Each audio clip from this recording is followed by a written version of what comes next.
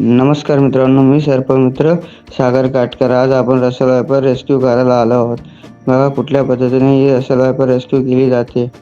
हा गोनस जातीचा साप आहे. हा सहजासहजी आपल्या घराच्या अवतीभोवती आढळून न येणारा साप आहे. हा थंडीच्या पिरियडमध्ये येणारा हा साप यांची मीटिंग पिरियड चालू असल्याबद्दलच आपल्या घराच्या अवतीभोवती आढळून येतो.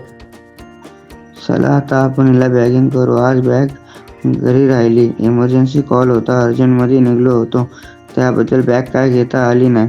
आता आपण हिला बॅगिंग करू. बॅगिंग करून आपण हिला रिलीज करायला लगेच निघूया. रेस्क्यू करताना तुम्हाला काय साईजचा अंदाज नसेल आला.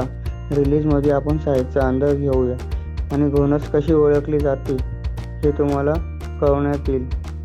घोणसवर असे चट्टे असतात की ते पानाच्या डिझाईनमध्ये या गोल डिझाईनमध्ये असतात. त्याच्यावरून ओळखली जाते घोणस.